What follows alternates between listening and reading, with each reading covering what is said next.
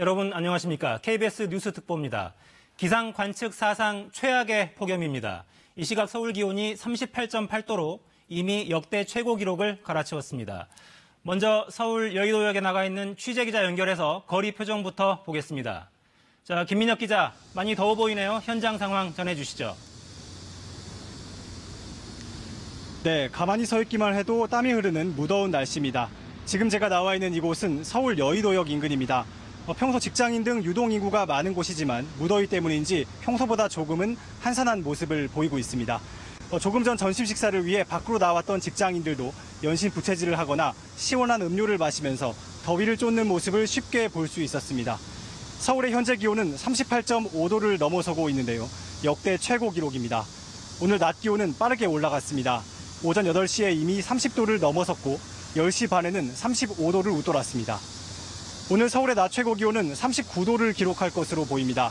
기상 관측 이래 가장 더웠던 때가 지난 1994년 7월인데요. 당시 기록했던 38.4도를 오늘 이미 넘어선 상황입니다. 이 밖에도 대전과 광주 등이 38도, 대구 37도 등으로 예상됩니다. 이렇게 무더운 날씨 속에서는 한낮 야외 활동을 자제하시고 물을 자주 섭취하시는 것이 중요합니다. 날씨가 덥다 보니 물론 냉방을 자주 해야겠지만 주기적으로 환기를 해주시는 것도 필요합니다. 특히 자동차를 이용해 장시간 운전하시는 분들은 졸음운전이 유발될 수 있으니 환기에 유의하시기 바랍니다. 기상청은 이 같은 찜통더위가 최소 일주일 정도 이어질 것으로 내다보고 있습니다. 긴급한 상황에는 지체하지 마시고 119 등의 도움을 요청하셔야 됩니다. 지금까지 서울 여의도역에서 KBS 뉴스 김민혁입니다. 네, 가장 큰 관심사는 이 가마솥 더위가 언제까지 계속될지입니다. 이정훈 기상전문기자가 전화로 연결돼 있습니다. 이 기자, 최근 흐름을 보면 대구 같은 남부보다 서울 등 중부 기온이 더 높습니다. 왜 이렇습니까? 네, 앞서 들으신 것처럼 서울은 이미 역대 최고 기온 38.4도를 넘어서 폭염 기록을 새로 쓰고 있습니다. 앞으로도 기온이 조금 더 올라갈 것으로 보이는데요. 대구의 현재 기온이 36도 선인데 서울이 대구보다 2도가량 높은 수준입니다. 그 밖에 수원이 38도 선, 강원도 영월이 39.9도까지 올라 이 지역 최고 기온 기록을 세우는 등 수도권과 강원 영서 지역에 이례적인 폭염이 나타나고 있습니다. 수도권이 이렇게 유난히 뜨거운 건 대기 상하층으로 열기가 포개진 형태의 기압 배치 때문입니다. 대기 하층으로는 태백산맥을 넘으면서 달궈진 동풍이 수도권까지 뒤덮었습니다. 여기에 상층으론 중국 북부에서 뜨겁게 부풀어 오른 고기압이 확장해 오면서 수도권에 열기가 집중된 것입니다. 특히 서울 같은 대도시 지역은 아스팔트와 빌딩의 열기 때문에 밤에도 기온이 쉽게 떨어지지 않습니다. 이 때문에 오늘 밤 서울의 최저 기온이 29도로 예상되는 등 밤더위도 극심할 것으로 보입니다. 이번 폭염은 내일까지 절정이 될 전망입니다. 내일도 서울의 낮 기온은 39도, 대전과 대구는 38도까지 오르겠습니다. 기상청은 내일을 고비로 기온이 조금씩 내려가겠지만 이후로도 35도 이상의 찜통더위가 최소 일주일 이상 지속될 것으로 내다봤습니다.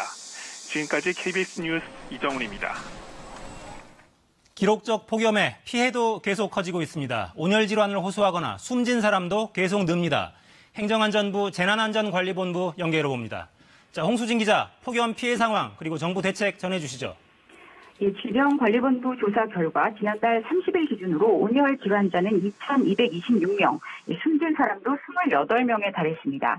질병관리본부가 2011년 온열 질환 응급실 감시 체계 운영을 시작한 이래로, 그리고 통계를 집계한 이래로 가장 높은 수치입니다.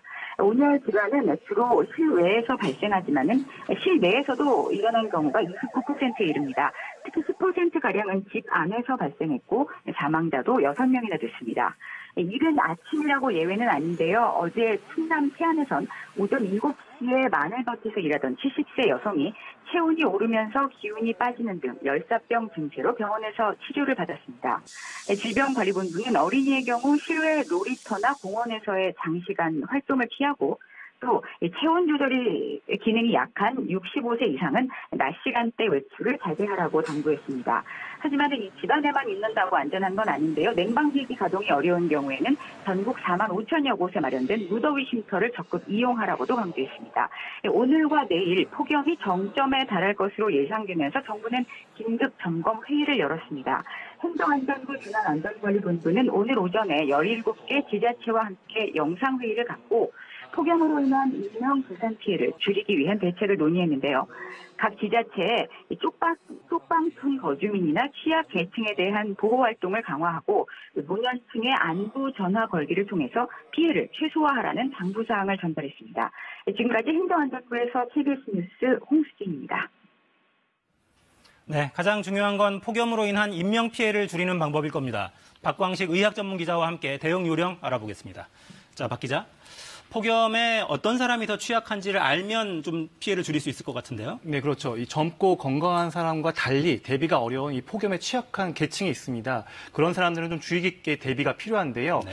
먼저 이 온열 질환자의 절반 이상이 50대 이상 장년층하고 노년층이라는 걸 고려한다면 노인분들은 좀 취약할 수가 있고요.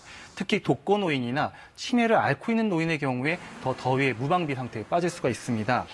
그리고 노인뿐 아니라 폭염에 또 스스로 대처할 수가 없는 또 사람이 또 어린이죠. 네. 어린이들도 좀 잘 보살펴줘야 되겠고요. 워낙 또 폭염에 상시 노출되는 야외 근로자도 이 땀을 많이 흘리기 때문에 온열 질환에 취약합니다. 네. 그리고 무엇보다도요. 고혈압이나 당뇨병 등 이 만성 질환을 앓고 있는 경우 이 폭염 효과가 극대화되기 때문에 체온 조절이 잘 안 되고 탈수가 심해져서 심지어는 쇼크에 빠질 수도 있어서 좀 각별한 주의가 필요합니다. 네, 모든 재난에서 그렇습니다만 사회적 약자에게 더 가혹한 것이 또 폭염이기도 합니다. 네. 자, 그럼 온열 질환의 초기 증상, 전조 증상 혹시 이런 것들이 좀 있습니까? 일단 극심한 폭염에 노출되면 여러 온열 질환이 발생합니다. 뭐 열 탈진부터 좀 가벼운 것부터 열사병까지 아주 심한 것까지 좀 다양하게 있는데요. 증상으로 일단 설명드리면요. 더우면 일단 우리 땀이 나죠. 네. 그래서 과도하게 땀을 많이 흘리면 몸에 수분이 빠져나가게 되고 힘이 없고 극심하게 피로합니다. 이 열탈진 상태인데 이러다가 두통이 있고 또 어지럽기도 해서 일시적으로 의식을 잃고 쓰러지기도 합니다. 네. 이걸 열실신이라고 하고요. 가장 심각한 건 피부를 만지면 불같이 뜨거운, 그러니까 체온이 한 40도 이상 고열이 나는 경우인데요. 이 체온 조절이 망가졌기 때문에 땀이 나지가 않고 피부가 건조하고 몸속이 뜨겁게 달궈진 상태입니다. 네. 그래서 의식을 잃는 경우가 많습니다. 이 경우에는 신속한 조치를 취하지 않으면 사망에 이를 수 있기 때문에 조심하셔야 합니다. 네, 그럴 때는 체온을 빨리 떨어뜨리는 게 가장 중요할 텐데 응급조치는 어떻게 하면 되겠습니까? 네, 응급조치 알아두셔야 되는데요. 앞서 이야기한 것처럼 몸이 이상한 게 폭염이다 싶으면 목숨이 위험한 긴급사태라고 보셔야 합니다. 의식이 없는 사람을 발견하면 당장 119에 신고를 해야 되고요. 그러면서 그 분을 그늘진 곳이나 어떤 에어컨이 가동되는 시원한 실내로 옮겨야 합니다. 네. 그래서 옮겨서 119가 올 때까지 그리고 옷을 벗기고요. 몸을 선풍기를 이렇게 쐬준다거나 아니면 여러 가지 젖은 수건으로 온몸을 닦아준다거나 아니면 얼음주머니를 겨드랑이나 사타구니에 둬서 빨리 가급적 체온을 떨어뜨리는 게 가장 중요합니다. 네. 근데 의식이 없는 상태에서 또 억지로 물을 먹이면 안 되는데요. 탈수가 우려되더라도. 그렇죠. 왜냐하면 그 물이 또 폐로 넘어가면 또 호흡기 폐렴을 일으킬 수 있기 때문입니다. 네. 의식이 있는 경우라면 아까 말씀한 것처럼 시원한 곳으로 옮기고 옷을 벗겨서 좀 물을 섭취하게 해주면 좋은데 그래도 차도가 없다면 이 경우에도 119를 부르는 게 좋습니다. 일단 상황이 생기면 빨리 구조를 요청하는 게 가장 중요해 보입니다. 네. 온열 질환 예방을 위해서는 가장 중요한 게 어떤 게 있겠습니까? 딱 하나를 꼽으라고 한다면 바로 물입니다. 그리고 둘째를 꼽으라고 한다면요. 바로 시원하게 해주는 쿨링을 들 수가 있는데요. 시원한 장소에서 휴식하는 겁니다. 먼저 물은 요즘 같은 폭염에도요. 본인이 갈증을 느끼지 않아도 자주 의식적으로 마셔주는 게 좋고요. 이렇게 땀으로 염분이나 이런 것들이 빠져나가기 때문에 네. 이온 음료를 섭취해주는 것도 도움이 됩니다. 염분도 적절하게 보충해야 한다는 그렇죠. 뜻이군요. 그런데 단 아이스 커피나 맥주 같은 경우는 오히려 이렇게 탈수를 조장할 수 있기 때문에 가급적 피해주는 게 좋고요.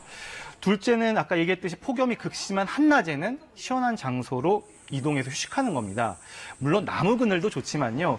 지자체에서 마련한 무더위 쉼터나 네. 은행 등 에어컨이 가동되는 이 다중 이용 시설들을 이용하는 것이 좋고요. 야외 활동이 불가피하다면 이 헐렁한 얇은 옷이나요. 아니면 챙이 긴 모자나 또 양산을 챙겨서 네. 폭염으로부터 몸을 최대한 보호하는 게 좋습니다. 네. 일단 한낮 땡볕은 피하는 게 무조건 좋겠습니다. 네, 박 기자 잘 들었습니다. 역대 가장 뜨거운 날입니다. 보시는 것처럼 산간을 제외한 전국이 붉은색으로 벌써 35도를 넘어섰습니다. 특히 홍천의 화초는 40.2도까지 치솟았고요. 서울도 38.8도까지 오르면서 지난 1994년의 최고 기온을 넘어섰습니다. 앞으로 기온은 더 오르겠습니다. 서울의 낮 최고 기온은 39도까지 치솟겠고 광주 38도, 대구도 37도까지 오르겠습니다. 기록적인 폭염에 국립재난안전연구원이 발표한 폭염 위험 예보를 살펴보면 전국 대부분 지역이 위험 단계고요. 지수도 90을 넘어섰습니다. 강한 햇볕이 내리쬐면서 오후에 수도권과 충남의 오존 농도는 매우 나쁨 단계까지 치솟겠고 호남과 경남 지역도 나쁨 단계가 예상됩니다. 역대 가장 더운 날인 만큼 야외 활동은 피하시고요. 냉방이 잘 되는 곳에서 더위를 피하는 게 좋겠습니다. 기상정보였습니다. 네, 기록적인 폭염입니다. 건강 잃지 않도록 각별히 유의하시기 바랍니다. 뉴스 특보 마치겠습니다. 감사합니다.